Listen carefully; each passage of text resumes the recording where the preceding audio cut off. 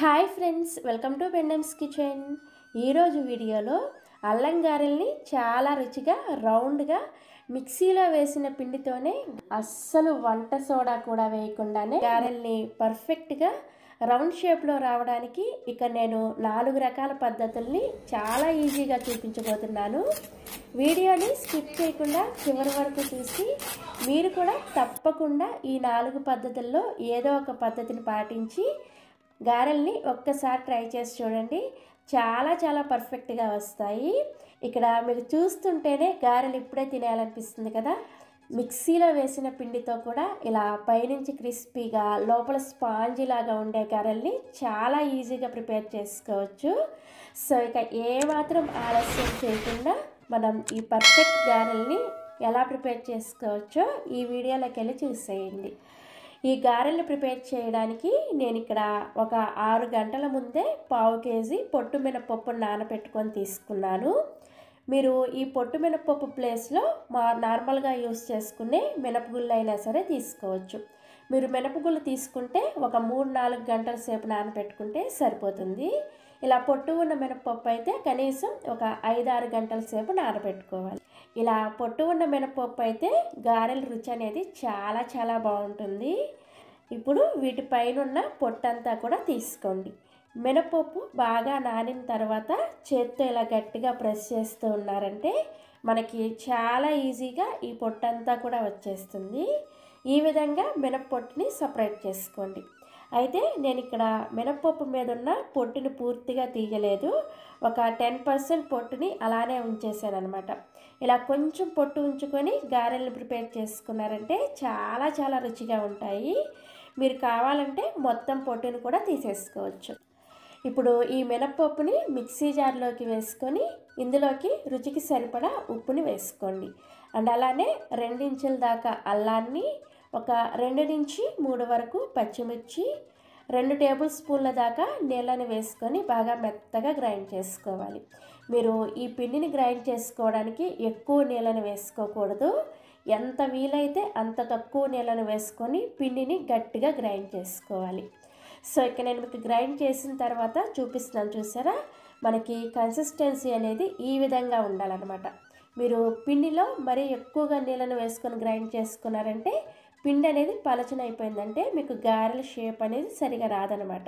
So ఈ విధంగా grind చేసుకున్న పిండిని ఒక గిన్నెలోకి వేసుకొని దీని మీద మూత పెట్టేసి ఈ పిండిని ఒక అరగంట నుంచి గంట సేపు ఫ్రిడ్జ్లో పెట్టుకోండి.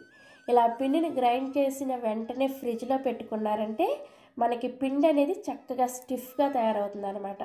అప్పుడు గారెలు వేసుకున్నామంటే మనకి గారెలు అనేది చాలా పర్ఫెక్ట్గా వస్తాయి. సో నేను ఇక్కడ ఒక గంట సేపు పిండిని ఫ్రిడ్జ్లో పెట్టిన తర్వాత మీకు తీసి చూపిస్తున్నాను, చూడండి. మనకి పిండి ఇంతకుముందు గ్రైండ్ చేసుకున్న దానికంటే ఈ పిండి అనేది చూసారా కొంచెం ఇలా గట్టిగా అయి ఉంటుంది అనమాట.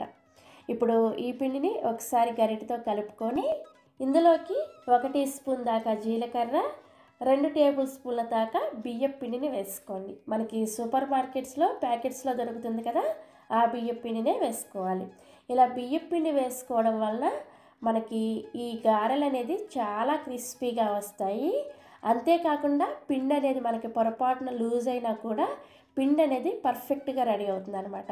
అలాగే ఇలా బియ్యం పిండిని వేసుకోవడం వల్ల మనకి ఈ గారెలు అనేది నూనె కూడా అస్సలు పీల్చవన్నమాట. సో ఇలా బియ్యం పిండిని వేసుకొని ఈ పిండిలో మనం వేసుకున్న జీలకర్ర, బియ్యం పిండి అంతా కూడా చక్కగా కలిసేటట్లుగా ఒకే డైరెక్షన్లో కలుపుకోవాలి. పిండిని ఎలా పడితే అలా కాకుండా ఇలా ఒకే డైరెక్షన్లో కనీసం ఒక 3 నుంచి 4 నిమిషాల పాటు బాగా కలుపుకోవాలి. ఇలా కలుపుకుంటే మనం పిండిలో వంట సోడా కూడా వేయకుండానే మనకి ఈ గారెలు అనేది చాలా పర్ఫెక్ట్గా వస్తాయి. సో పిండిని ఈ విధంగా చక్కగా ఒక 2-3 నిమిషాల పాటు బాగా ఒకే డైరెక్షన్లో కలుపుకున్న తర్వాత ఇప్పుడు మనకి పిండి అనేది పర్ఫెక్ట్గా రెడీ అయిందో లేదో ఎలా చెక్ చేసుకోవాలో చూపిస్తాను. ఫస్ట్ ఒక గిన్నెలో కానీ లేదంటే ఇలా ఒక కప్పులో కానీ కొద్దిగా నీళ్ళని తీసుకొని మీరు బాగా కలుపుకున్న పిండిలో నుంచి కొద్దిగా పిండి ముద్దను తీసి ఈ నీళ్ళల్లోకి ఈ విధంగా వేసుకున్నారనుకోండి, మనకి పిండి అనేది వెంటనే ఈ నీళ్ళకి పైన ఈ విధంగా తేలాలన్నమాట. ఇలా కనుక పిండి తేలింది అంటే మనం ఈ పిండిని చక్కగా కలుపుకొని పర్ఫెక్ట్గా రెడీ చేసుకున్నామని అర్థం. ఒకవేళ మీకు పిండి ఈ నీళ్ళకి పైన ఇలా తేలకుండా నీళ్ళకి అడుగు భాగానికి వెళ్ళిపోయిందనుకోండి, మీకు పిండి అనేది ఇంకా పర్ఫెక్ట్గా రెడీ అవ్వలేదని అర్థం. ఆ టైంలో మీరు ఇంకొక 2-3 నిమిషాల పాటు పిండిని ఒకే డైరెక్షన్లో బాగా కలుపుకోండి. అలా కలుపుకుంటే మీకు పిండి అనేది ఈ విధంగా పర్ఫెక్ట్గా రెడీ అవుతుంది అనమాట. సో ఇలా పర్ఫెక్ట్గా రెడీ చేసుకున్న పిండితో ఇప్పుడు 4 రకాల ట్రిక్స్తో మనం రౌండ్గా పర్ఫెక్ట్గా గారెల్ని ఎలా ప్రిపేర్ చేసుకోవాలో చూపిస్తాను. ఫస్ట్ నేను నార్మల్గా అందరూ వేసుకునేటట్లే చేత్తో ఎలా వేసుకోవాలో చూపిస్తాను.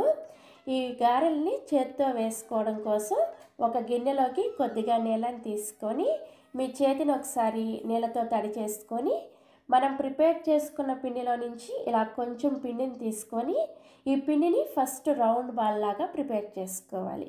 ఇలా రౌండ్ బాల్ లాగా ప్రిపేర్ చేసుకున్న తర్వాత చేత్తోనే ఈ విధంగా కొంచెం ప్రెస్ చేస్తూ మధ్యలో ఇలా చక్కగా హోల్ పెట్టుకున్నారంటే మనకి పర్ఫెక్ట్గా గారె అనేది రెడీ అయిపోతుంది.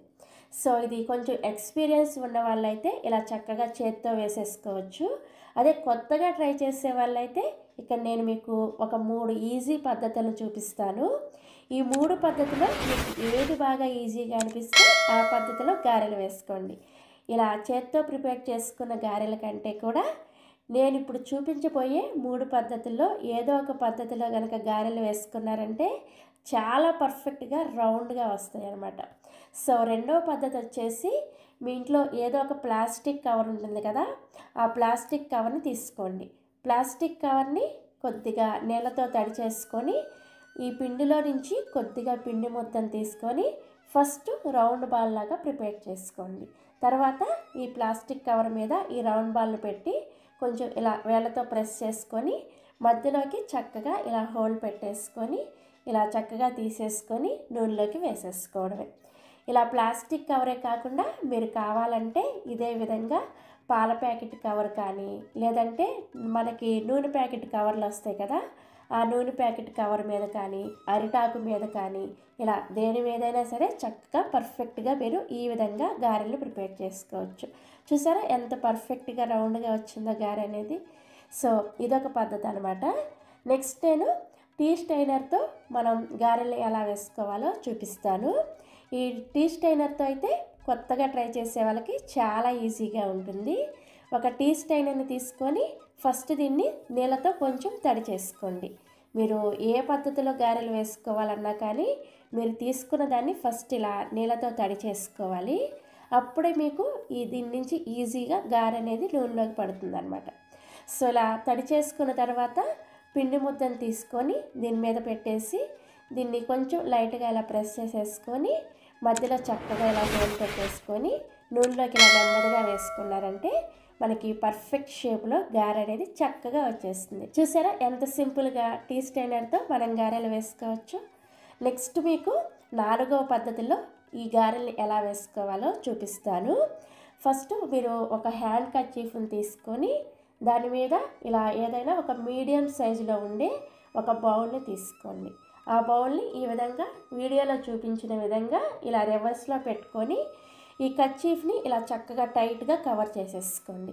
ఈ అంతా కూడా కర్చీఫ్ని ఒక దగ్గరికి తెచ్చేసుకొని ఇలా టైట్గా కవర్ చేసేసుకున్న తర్వాత ఇప్పుడు ఈ గిన్నెకి ఈ పై భాగం ఉంది కదా, ఈ పై భాగం అంతా కూడా నీళ్ళతో చక్కగా తడి చేసుకోండి.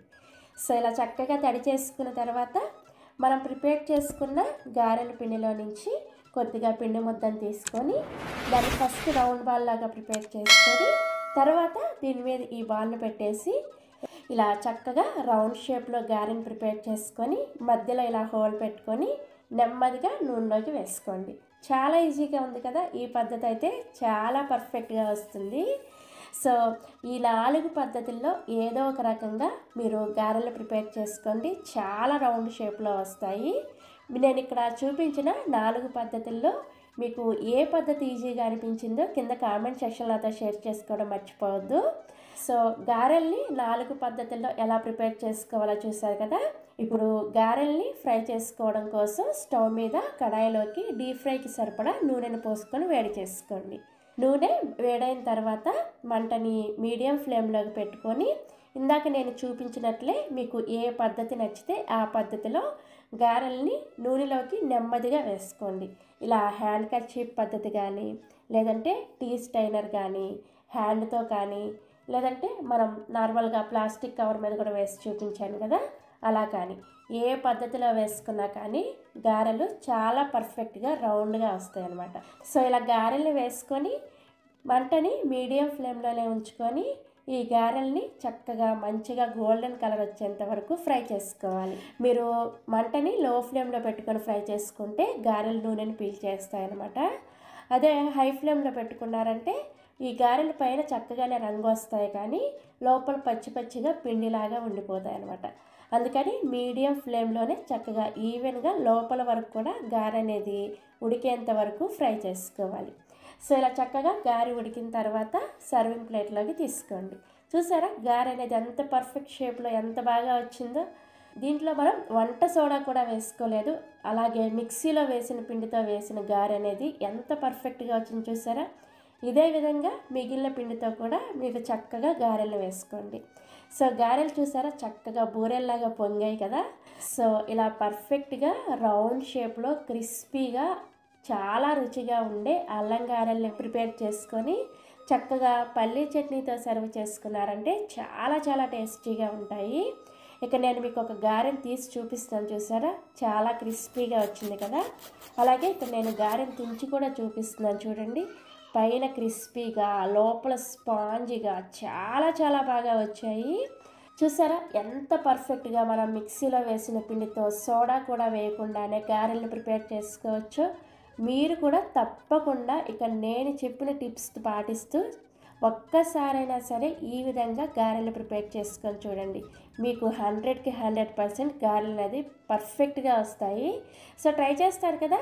ట్రై చేసిన తర్వాత మీకు గారెలు ఎలా వచ్చాయి అనేది ఈ వీడియో కింద కామెంట్ సెక్షన్లో నాతో షేర్ చేసుకోవడం అస్సలు మర్చిపోవద్దు. Thanks for watching.